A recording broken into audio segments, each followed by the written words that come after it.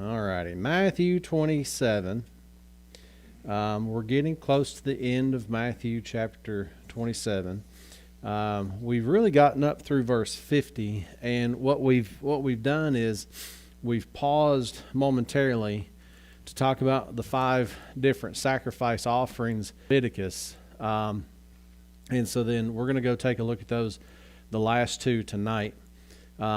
Last 2 weeks ago, we did the meal offering, which what we found out is that was grain, no blood involved, right? And so we talked about how that would correlate with Christ's life. Then you had the peace offering and the sin offering, and we stopped after the sin offering. Both of those do have blood involved. In fact, blood's not just involved, but blood's required.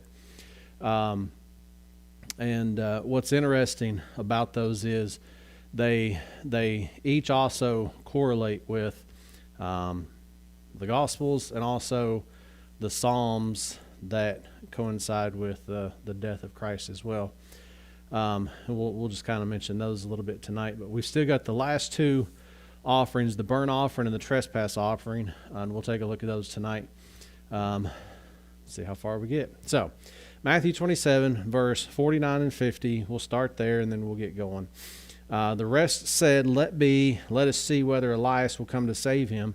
Jesus, when he had cried again with a loud voice, yielded up the ghost. Father, we thank you once again for your word. We thank you for the time that we have to study your word. We're thankful that we have the ability to study your word.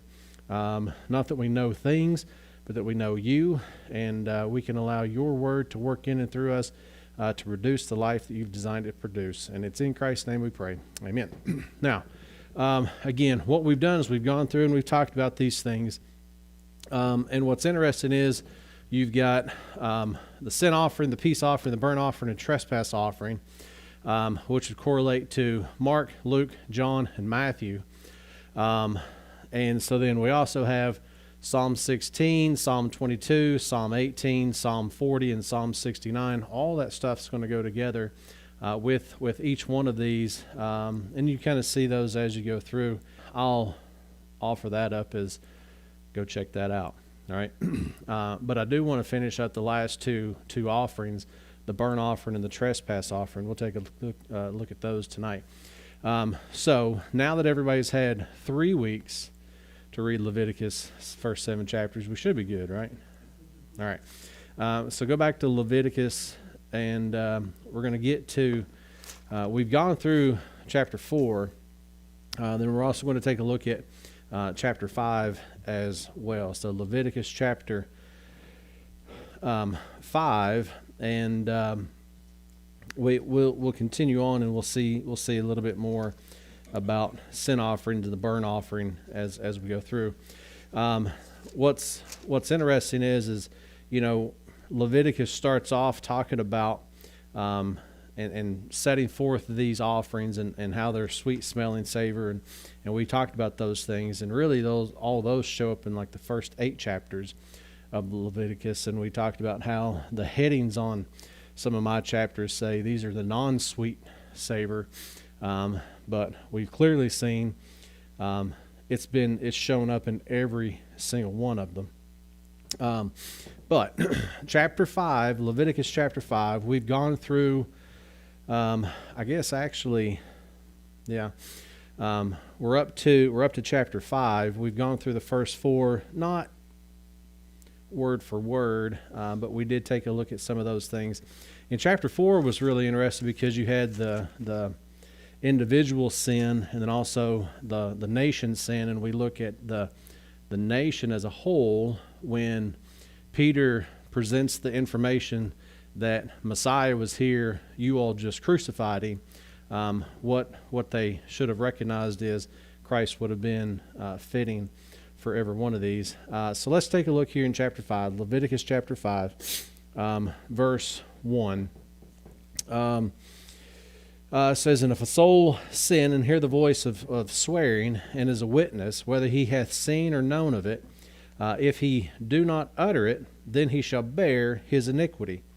Or if a soul touch any unclean thing, whether it be a carcass of an unclean beast or a carcass of unclean cattle, or the carcass of unclean creeping things, and if it be hidden from him, he also shall be unclean and guilty.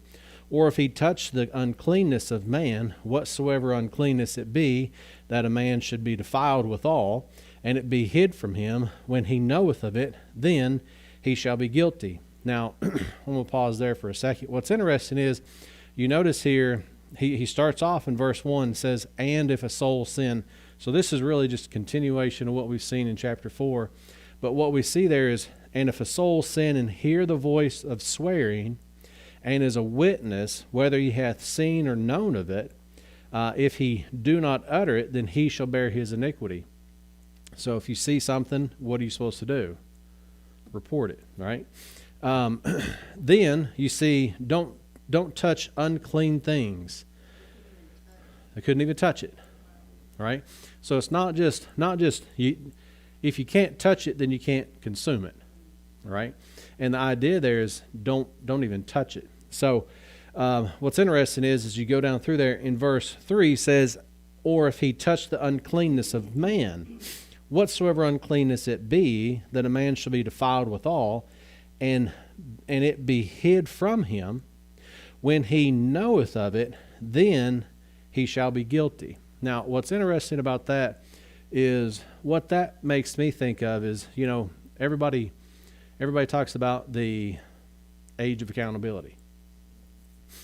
And a lot of times people go back in Scripture and they'll use things to say, well, 21's the age of accountability because of some passages and whatnot.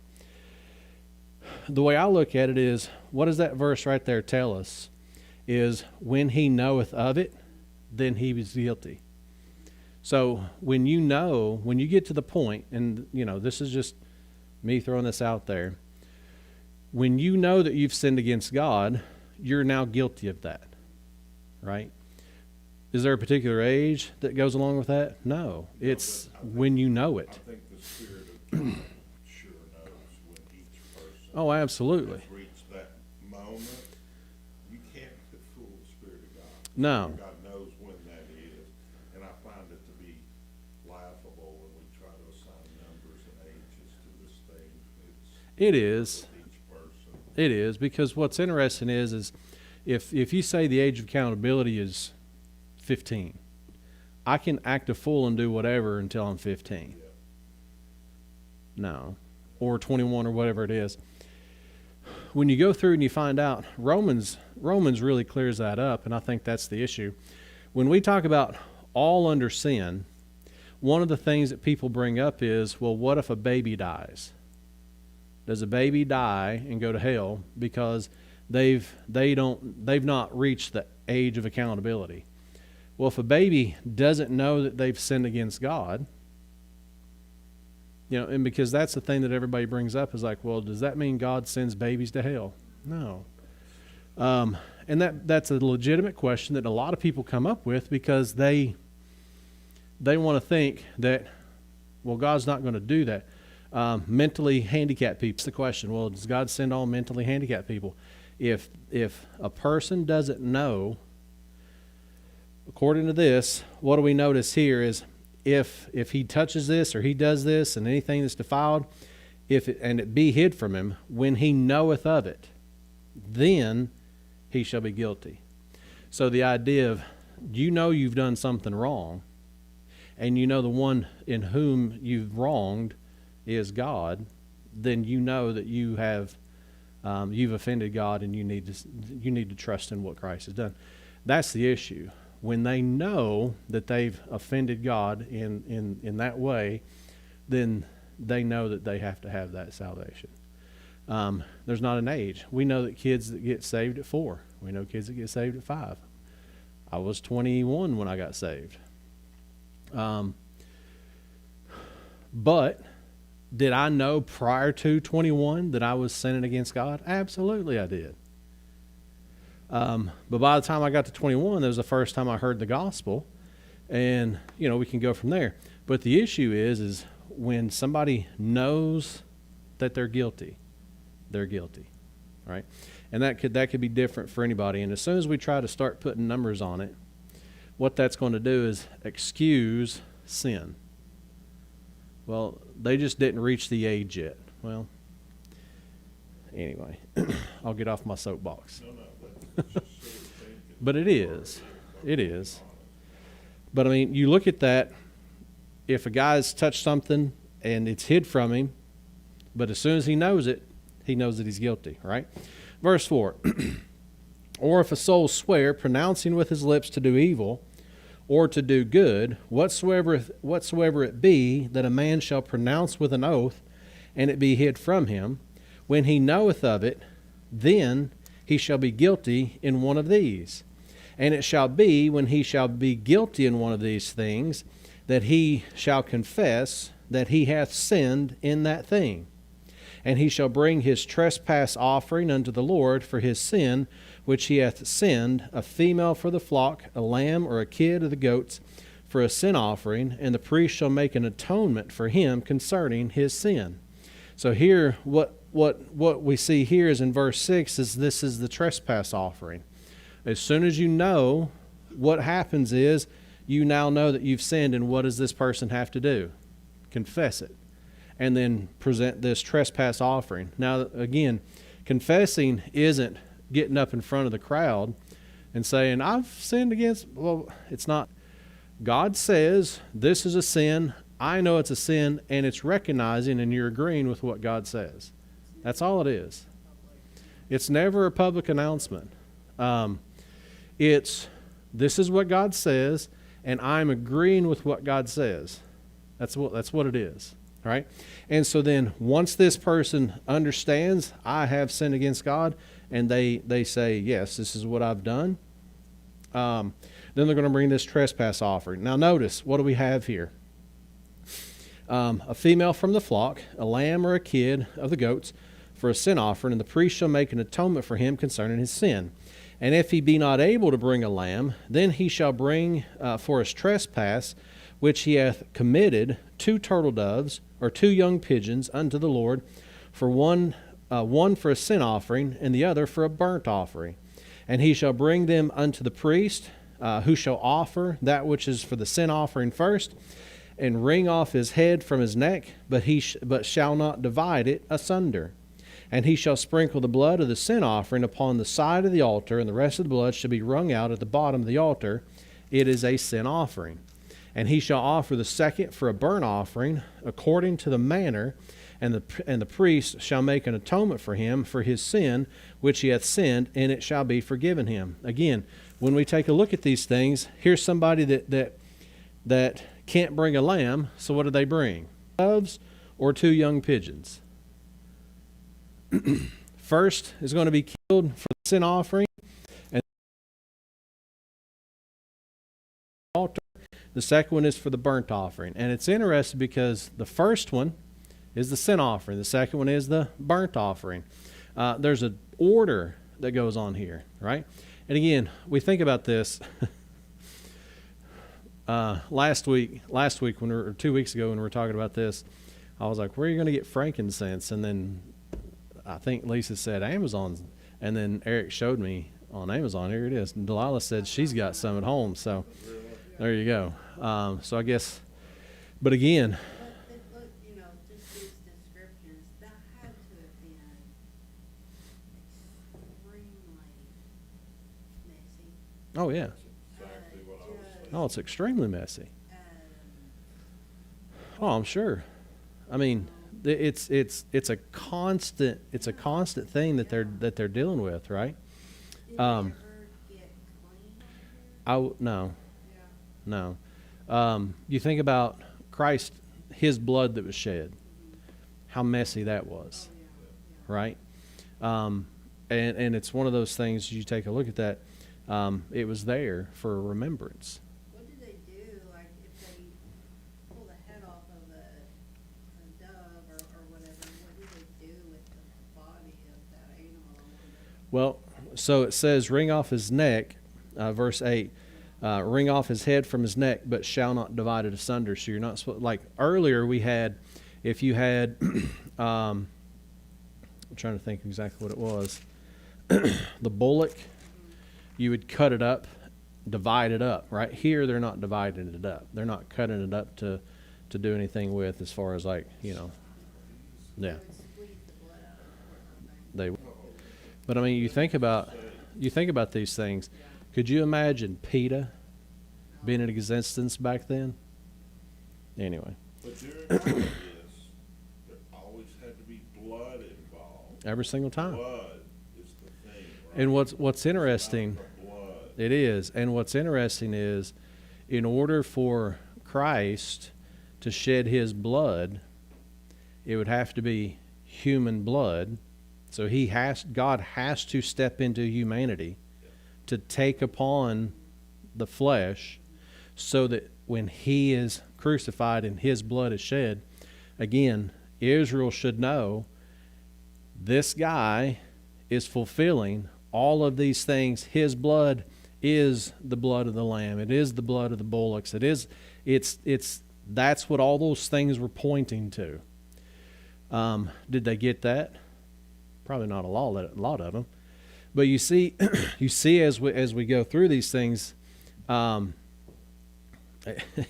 it's just, as you said, there's a lot of mess there, right? Notice in verse 11, but if he be not able to bring 2 turtle doves or 2 young pigeons. Now, the first one, if you can't bring, then you're going to bring 2 turtle doves or 2 young pigeons. Well, what happens if you don't have that? Notice, then he that sins shall bring for his offering the 10th part of an ephah of fine flour for a sin offering. He shall put no oil upon it, neither shall he put any frankincense thereon, for it is a sin offering. So this time what he's doing is what? He's bringing approximately 3 pints of flour. Right? Is that what ephah means? Mm-hmm. No blood involved. There's no blood. Wasn't necessarily. But what's interesting is when you see this, it's no oil and no frankincense, which, if you remember, the first meat offering, or the meat offering back there that we first started with 2 weeks ago, it was fine flour with the oil and the frankincense.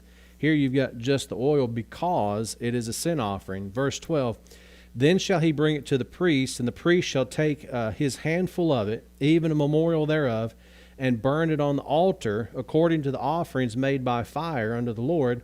It is a sin offering. So this one, he doesn't have a lamb. He doesn't have 2 turtle doves or 2 young pigeons.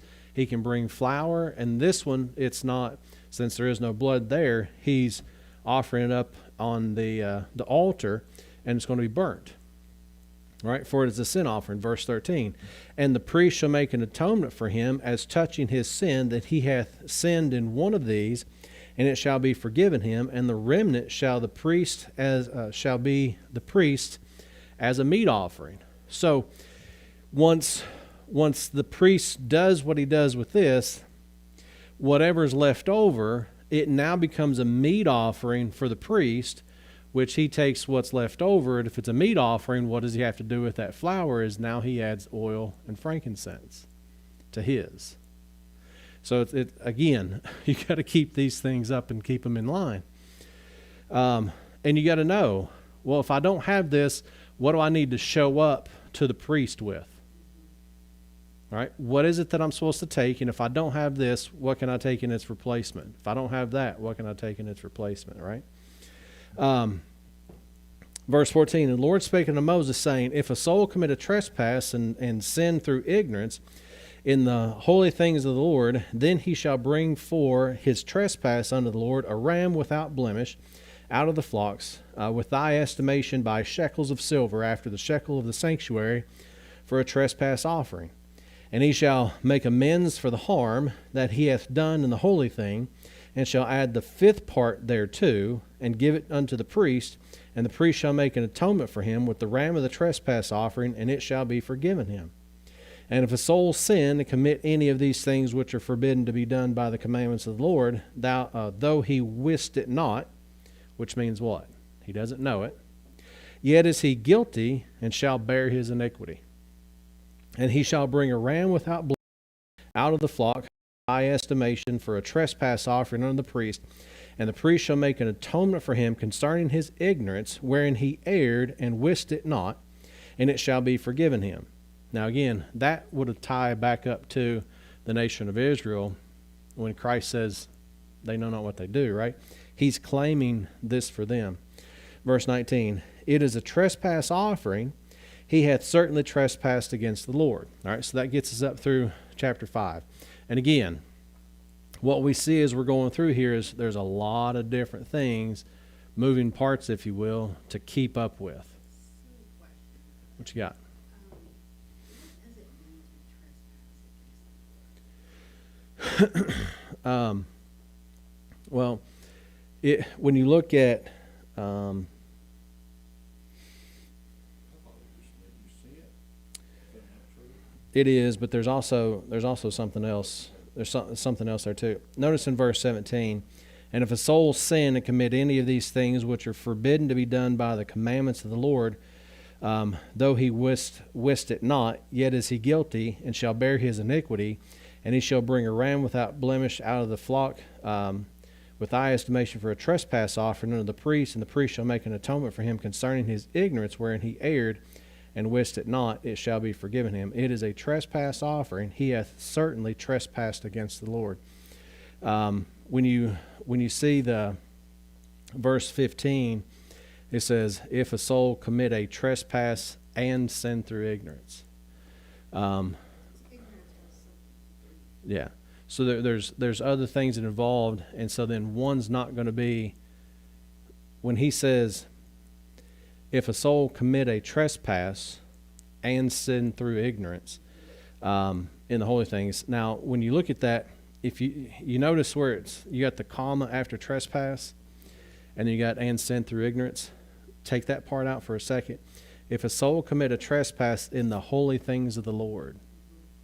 So it's a very specific thing, right? Here you got the holy things of the Lord. Then he shall bring for his trespass unto the Lord a ram without blemish, and you go on down through there. So there's something very specific with that. It's dealing with the holy things of the Lord there too. So you got to really think of that question about that word trespass. Well, I mean, you've got trespass, you got sin, and you've got iniquity, right? Now, that's something I wouldn't mind spending some time on, just because you take a look at those, are they all the same, or are they all different? And you take a look at those, to me it doesn't seem as if they're the same. There's something that's going to be different in each one of those, and I wouldn't mind spending some time on that, because I think that needs its own special thing. Because I've always thought they were just the same thing. Mhm. The way this reads, they're different. Yeah. There's a difference. Yeah. So, I mean, and again, here you go through and you're going down through here. And if you look at at the end of verse 18, he says, for a trespass offering unto the priest, and the priest shall make an atonement for him concerning his ignorance, wherein he erred and wist it not, and it shall be forgiven him. So there's something that's going to be doing with that. So that's something that I wouldn't mind doing its own thing of, is sin, iniquity, trespass, and take a look at those.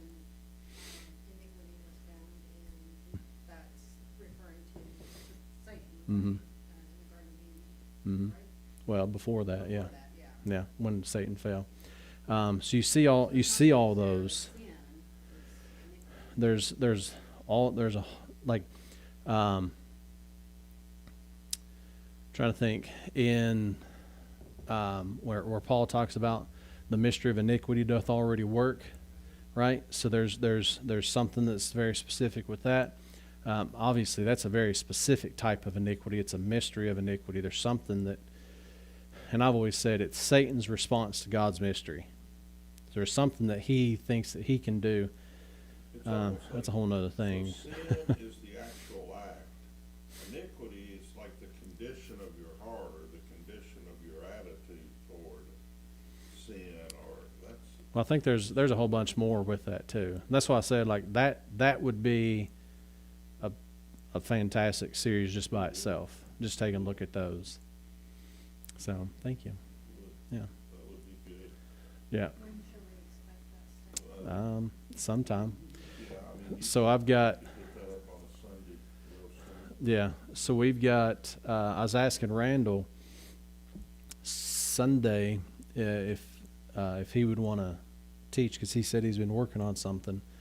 And I was like, well, I've probably got at least 3 weeks left for the Gospels. And I said, so if you want to shoot for like the 1st of February, so we'll see. We do need to get and finish 1 Timothy 6, which I'm really looking forward to getting back into.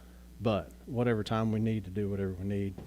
But yeah, we'll take a look at that, because I think that needs its own message, own series, possibly. No, I am too.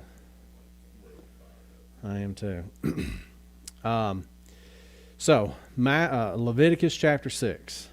Trying not to mix all that. So I watched 2 videos today from Brother Jordan, and he was talking about he went back to Leviticus chapter 25. He told everybody to go to Leviticus 25, and he starts reading out of 24. And he says something, and the guy's like trying to correct him, but he doesn't realize. And then the next video, he said, well, somebody told me I said go to Leviticus 25, and I started reading 24. He's like, well, you all should have known where I was anyway. I knew that's what he was gonna say. You should've known. Yeah. So I was like, well, he's a lot older than me, but where I've messed up a lot, bear with me. We're talking about Matthew a lot. Well, I've got all these verses in my brain, and I'm trying to keep all of it straight, Believe it or not, because I don't want it to come across. be a good teacher. Well, Really good teacher. You're not required to be perfect. well, I appreciate that, but at the same time, I don't want to cause confusion if I can handle it, so, or prevent it. So, now, Leviticus chapter 6, and we're going to start seeing some things here. It's really interesting, especially when you get into chapter 7. And again, I don't really want to read these all word for word, but might as well. Verse 1. And the Lord spake unto Moses, saying, if a soul sin and commit a trespass against the Lord, and lie unto his neighbor in that which was delivered to him to keep, or in a thing taken away by violence, or hath deceived his neighbor, or have found that which was lost, and lieth concerning it, and sweareth falsely in any of these, in any of all these, that a man doeth, sinning therein, then it shall be, because he hath sinned and is guilty, that he shall restore that which he took violently away, or the thing which he hath deceitfully gotten, or that which was delivered him to keep, or the lost thing which he found, or all that about which he hath sworn falsely, he shall even restore it in the principal, and shall add the 5th part more thereto, and give it to him to whom it appertaineth in the day of his trespass offering. So, this is a person who commits a sin, right? If a soul sin and commit a trespass against the Lord and lie to his neighbor, and so he's covering it up, doing all this stuff, and he's taking something by violence or anything like that. And again, what does that remind you of is the nation of Israel. What is it when they show up to the garden? Christ says, why are you here with swords and army and all this stuff to come take me? You never had a problem with me whenever I was in the synagogues, but now all of a sudden you're coming up with sword. And of course, we talk about the violence, take it by force, those passages, and that's again, we can see those things. But what's this guy got to do is he's got to what? Restore it and interest. Right? Now, what's interesting is, when we're going through Exodus, and part of the things we have back there is when somebody does something against you, you're not supposed to charge them interest, but what happens here is the person who does it, it's on them to pay the interest. Right? So they're going to restore plus a 5th part back. At the end of verse 5, he says, in the day of his trespass offering, and he shall bring his trespass offering unto the Lord. So not only does this guy have to pay it back, plus interest, the 5th part of it, but he still has to do the trespass offering, right? And he shall bring his trespass offering unto the Lord, a ram without blemish, out of the flock, with thy estimation, for a trespass offering unto the priest. And the priest shall make an atonement for him before the Lord, and it shall be forgiven him for anything of all that he hath done in trespassing therein. So again, we see this restitution, which is part of the law as well. In this particular offering, not only do you have to restore plus interest, and you still have to do that trespass offering.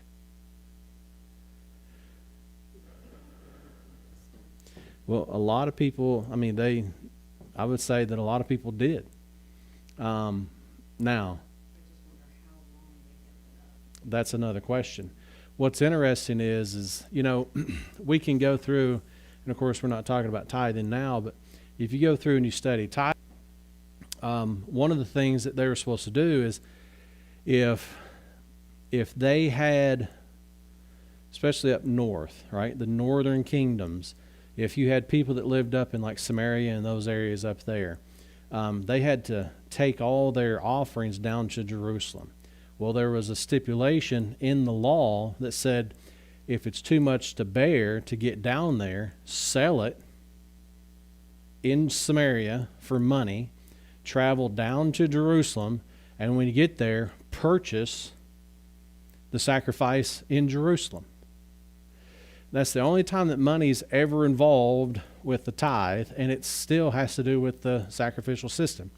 So then the priests, when Christ shows up and throws the tables of the money changers, what they're doing is they're taking the money and saying, okay, this is your lamb over here, and then they take it back, and then they bring it back up and sell it to the next person saying, well, here's your lamb, and they're just making money. So they turn it into a money racket, which is what most churches around the world today do.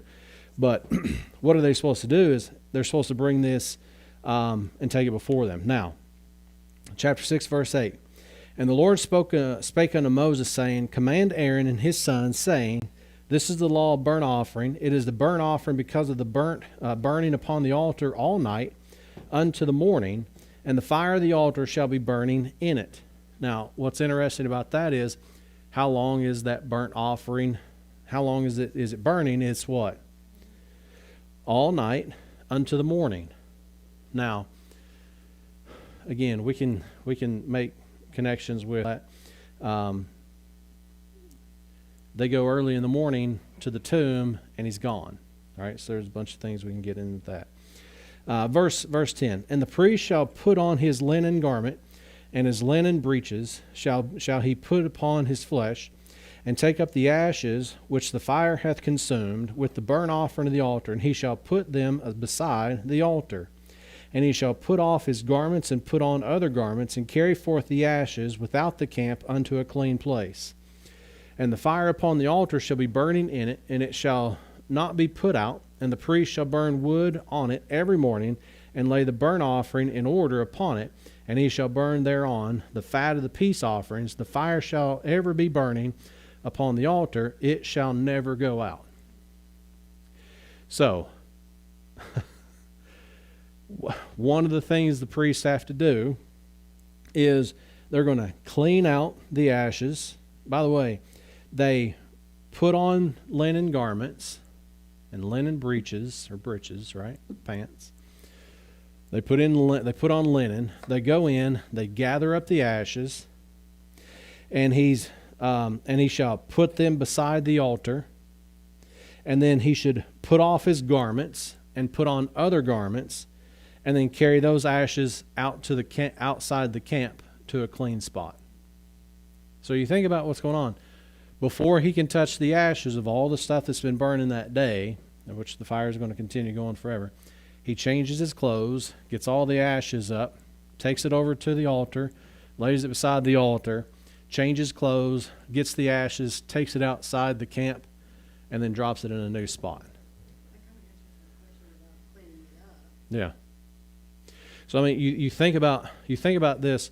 He's giving them all the details, and again, we got to think: what did Israel say at Mount Sinai?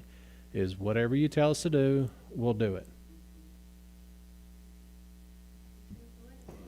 Yeah. But again, that fire is never going to go out. What's that remind us of? Hell. It's a fire that's not going to be quenched. I mean, it just there. You see all these things, and it's just it. Anyway, verse 14, and this is the law of the meat offering: the sons of Aaron shall offer it before the Lord, before the altar. And he shall take of it his handful of the flour of the meat offering, and of the oil thereof, and all the frankincense which is upon the meat offering, and shall burn it upon the altar for a sweet savor, even the memorial of it unto the Lord. And the remainder thereof shall Aaron and his sons eat with unleavened bread. Shall it be eaten in the holy place, in the court of the tabernacle of the congregation, they shall eat it. Now, what's interesting is, you remember back when we were looking at this trespass offering, if he didn't have a lamb, you could bring 2 turtle doves or two pigeons, 2 young pigeons. If you don't have that, then you can bring flour. The flour is going to be burnt, and then what's left over, they add the oil and the frankincense for themselves. This is a different one over here, right? This is the same meat offering that we started off with a couple of weeks ago. So here, they're going to take that, and then the remainder, verse 16, and the remainder thereof shall Aaron and his sons eat with unleavened bread, shall be eaten in the holy place, in the court of the tabernacle of the congregation, they shall eat it. It shall not be baken with leaven. I have given it unto them for their portion of my offerings made by fire. It is most holy, as is the sin offering and as the trespass offering. All the males among the children of Aaron shall eat of it. It shall be a statute forever in your generations concerning the offerings of the Lord made by fire. Everyone that toucheth them shall be holy. Now, part of what we don't have yet is you've got the 12 tribes of Israel, and then you have the Levites who don't have an inheritance. And what's happening is the nation themselves, each of those tribes, what they're doing is when they present an offering, they're presenting an offering to the priests, the Levites. They do what they're supposed to do, and what's left over is their portion, their inheritance. Right? So that's really the purpose of the tithe, and we can get into all that stuff, but that's what we've got taking place here. All right? The rest of that's dealing with, we've already gone over the meat offering, which we had before. The next little section you got the meat offering again. You have the sweet savor. 24 through 30, you've got that sin offering. Now, chapter 7.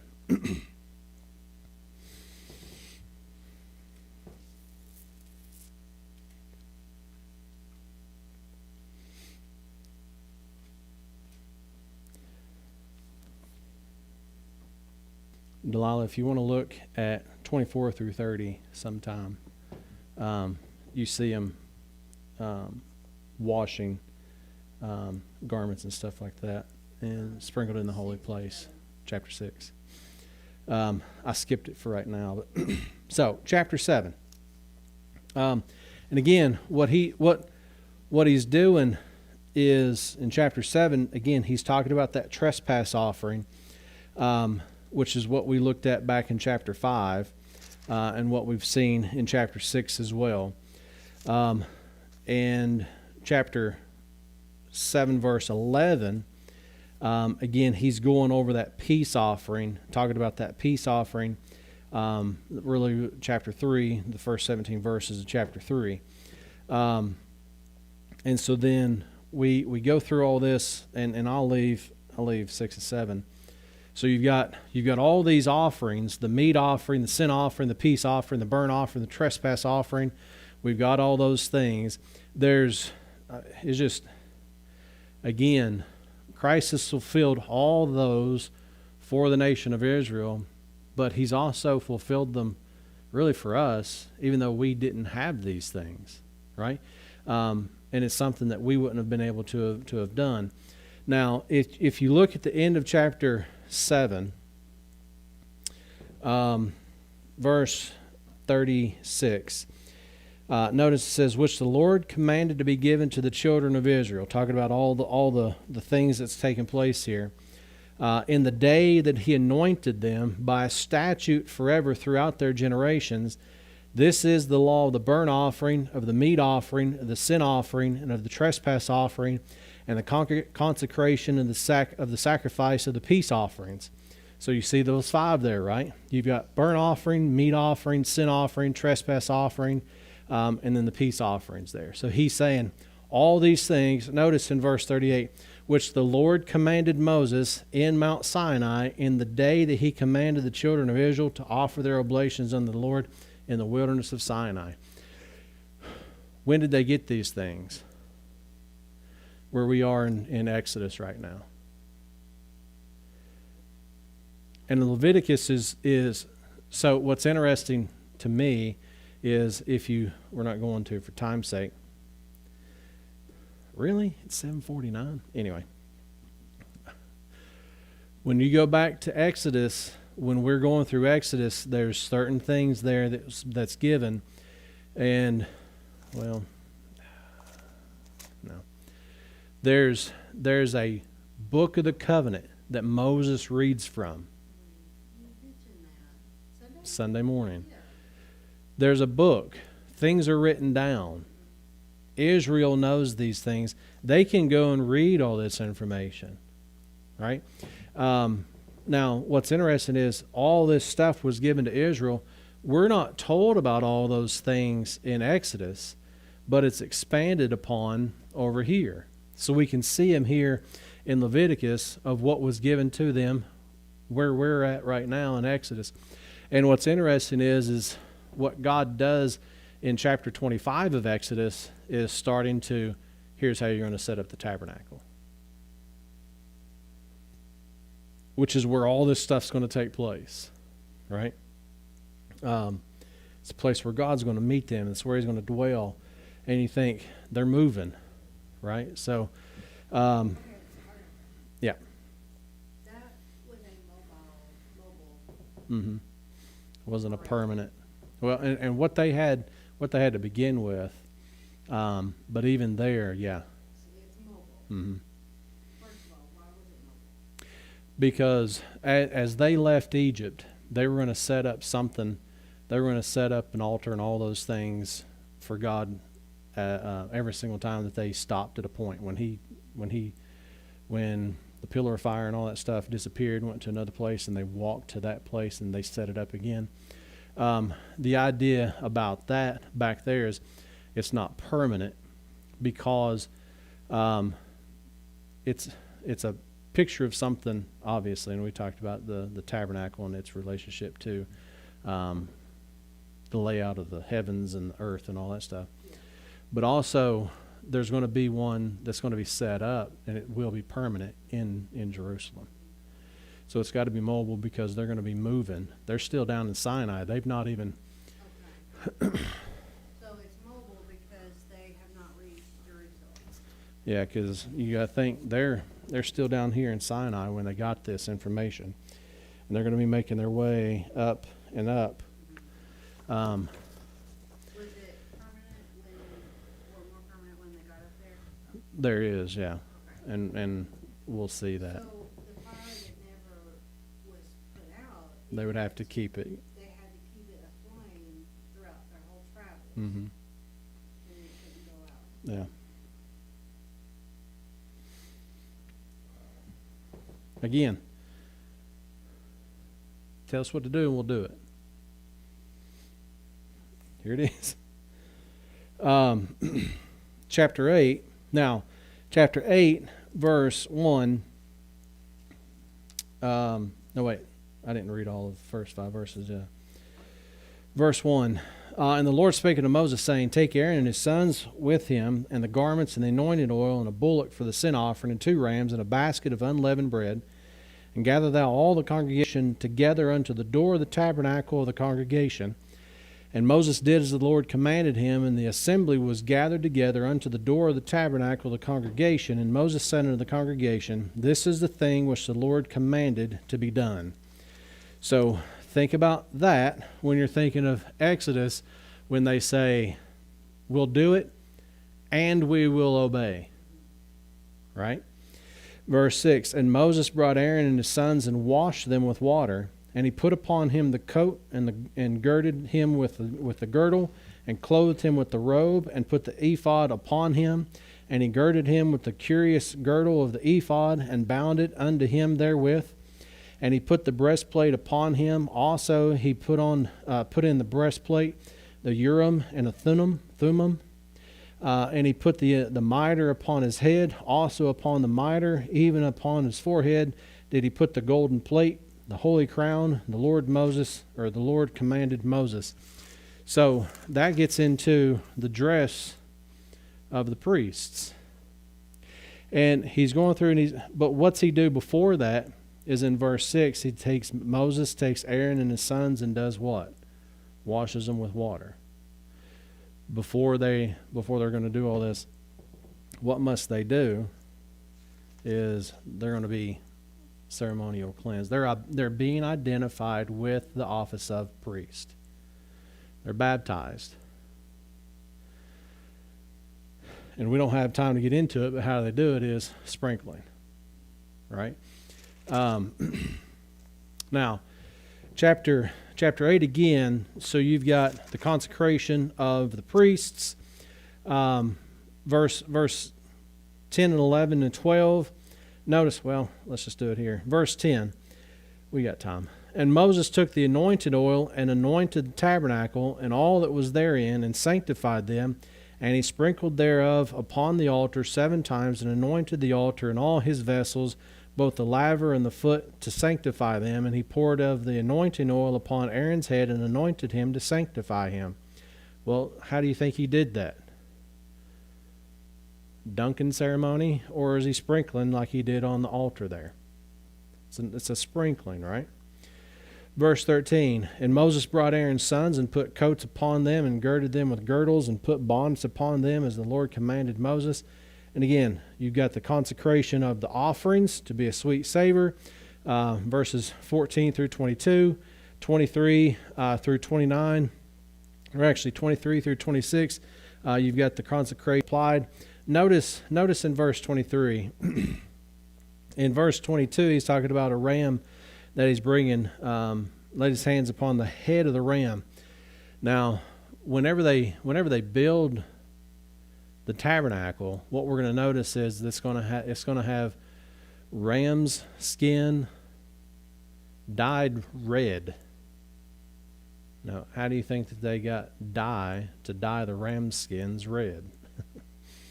We don't see that, but notice here, because that's what we see a little bit on Sunday morning. Verse 23, and he slew it. Moses took of the blood of it and put it upon the tip of Aaron's right ear and upon the thumb of his right hand and upon the right toe, or the great toe of his right foot. And he brought Aaron's sons, and Moses put on the blood upon the tip of their right ear, upon the thumbs of their right hands, and upon the great toe of their right feet. And Moses sprinkled the blood upon the altar round about. And again, we're not going to spend a lot of time on that, but notice there, it's their right ear, their right thumb, and the great toe on the right foot. Interesting. Chapter 27 or chapter 8, 27 through 29, you've got the consecration of their hands with a wave offering. Notice in verse 27, and he put upon Aaron's hands and upon his sons' hands and waved them for a wave offering before the Lord. And Moses took them from off their hands and burnt them in the I guess I should read prior to that. Verse 26. And out of the basket of unleavened bread, there was before the Lord, he took one unleavened cake and a cake of oiled bread and one wafer, and put them on the fat and upon the right shoulder. And he put all upon Aaron's hands. So what he's taking off on Aaron's hand and wave offering is going to be those things, right? Took them off their hands and burnt them, verse 28. On the altar upon the burnt offerings, they were consecrations for a sweet savor. It is an offering made by fire unto the Lord. Now, there's something really interesting. Well, I won't get into that. But then you've got the anointing of the priests, consecration, anointing of the priests there in verses 30 through 30, really verse 30, and their garments, and they're sprinkling the blood and the oil. Verse 31 is the consecration of the food for the priests.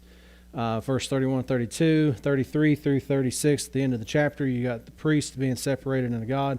There's something very specific that they're going to be doing with that. And then, of course, chapter 9, you get the priests begin their ministry, and they go on about doing the things that they're going to be doing there.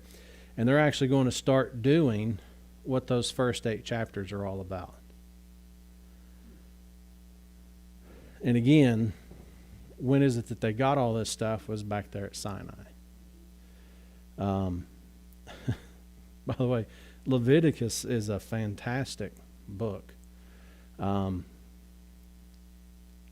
Till you get over to about chapter 23 and specifically chapter 26, especially if you're an Israelite. But that gets us through those five different offerings that Christ fulfills for the nation of Israel as the priest. Right? We talked about the last time that we're here. We talked about his earthly ministry was as a prophet.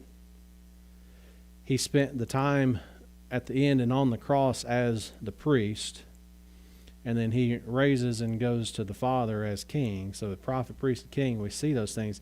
He's offering himself in the garden as the priest. To me, that's amazing. And he's doing it by faith. He knows Psalm 16 and Psalm 22 and Psalm 18 and Psalm 69 and Psalm 4. He knows those. Psalm 22. He knows all those. All those things are going through. He knows Leviticus, first 7 chapters of Leviticus. He knows where they are. He understands they're doing this by ignorance. And he's offering himself as a priest in that. I mean, it's a beautiful picture, I think. So go back over to Matthew 27. And of course, we've looked at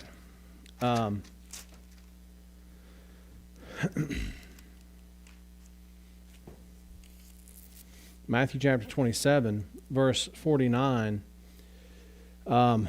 We've talked about the sayings of Christ, and of course, I didn't talk about it tonight, but that booklet. Verse 49, the rest said, let us see whether Elias will come to save him. Jesus, when he had cried again with a loud voice, yielded up the ghost. We talked about the fact that he says, no man taketh my life, but I have the power to put it down and to take it up. Right? So when you take a look at these things, when he says, it is finished, and he yields up the ghost, what he's saying is, I'm giving up my life. I am choosing to be the sacrifice for that. It's just, to me, it's amazing. Now, the problem is when you get to verse 51, what a lot of people do with the renting of the veil is they'll say, well, the law's over with and grace is started at the cross. And there are people that do that, unfortunately. But we'll look at and we'll see, starting off in verse 51 next time,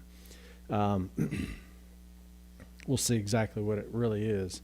And it's not those things at all.